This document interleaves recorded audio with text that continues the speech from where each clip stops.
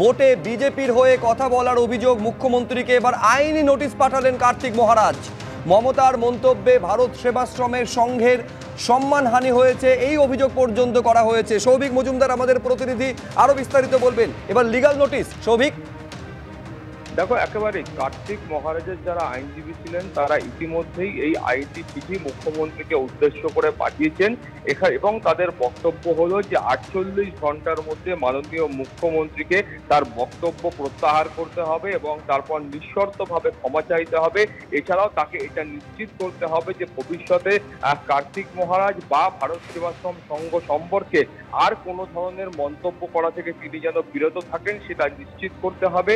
এই মর্মে আইনি নোটিশ পাঠানো হয়েছে এবং এই আইনি নোটিশ পাওয়ার 4 দিনের মধ্যে কার্তিক মহারাজ বা ভারত সেবাশ্রম সংঘ তারা উত্তর না পেলে উপযুক্ত পদক্ষেপ কার্তিক মহারাজ একেবারে 4 দিনের মধ্যে ক্ষমা না চাইলে পরবর্তী পদক্ষেপের হুঁশিয়ারি পর্যন্ত দেওয়া হয়েছে। পঞ্চম দফায় 7টি লোকসভা কেন্দ্রে ভোট গ্রহণ চলছে এবং সকাল থেকে প্রথম 2 ঘন্টায় একাধিক জায়গা থেকে হিংসা এবং অশান্তির খবর পাওয়া যাচ্ছে।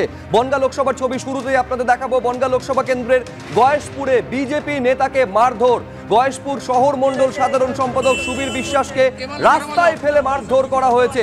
অভিযোগ তৃণমূলের বিরুদ্ধে। একবার ছবিটা দেখুন শুরুতে। আমরা দুজন আসছিল, ওনাদেরকে বলছি আপনারা আসেন, আপনারা ভোট দেন। সঙ্গে সঙ্গে দুজনকে, আমাদের 3 জন ছিলাম গাড়ি, 3 জনকে ধরে একদম রাস্তায় ফেলে মারছিল। কারা মারলো? তৃণমূলের দুষ্কৃতী। একই সঙ্গে আক্রান্ত বিজেপি কর্মী জয়ন্ত জয়ধর। বিজেপি নেতার অভিযোগ ভোটারদের ভোট গ্রহণ কেন্দ্রে যেতে বাধা দিচ্ছে তৃণমূল। সুজিত মণ্ডল আমাদের প্রতিনিধি আরো বিস্তারিত বলবেন এই নিয়ে। সুজিত, কি ঘটেছে? একেবারে স্পষ্টত বিজেপির তরফে অভিযোগ করা হচ্ছে যে তাদের দলীয় কর্মীকে রাস্তায় ফেলে পেটানো হয়েছে। কি ঘটেছে? একদমই তাই। দেখো শুভজিৎ, বনগাঁ লোকসভা কেন্দ্রের কল্যাণী বিধানসভা এলাকার গয়েশপুর বেদি ভবনের কাছে রাস্তার ওপর বিজেপির গয়েশপুর শহর মণ্ডল যে সাধারণ সম্পাদক, যার নাম সুবীর বিশ্বাস, তাকে রাস্তায় ফেলে বেধড়ক মারধর করার অভিযোগ উঠেছে তৃণমূলের বিরুদ্ধে। এবং এই বিজেপি শহর মণ্ডল যে সাধারণ সম্পাদক, তার যেটা অভিযোগ, ভোটারদের ভোট গ্রহণ কেন্দ্রে যেতে দিচ্ছে না তৃণমূল এবং তিনি নিজে গিয়ে সে সমস্ত ভোটারদেরকে ভোট গ্রহণ কেন্দ্রে যাওয়ার জন্য বলতে গেলেই তৃণমূলের কর্মী সমর্থকরা তাকে কিন্তু রাস্তায় ফেলে তাকে বেধড়ক মারধর করে।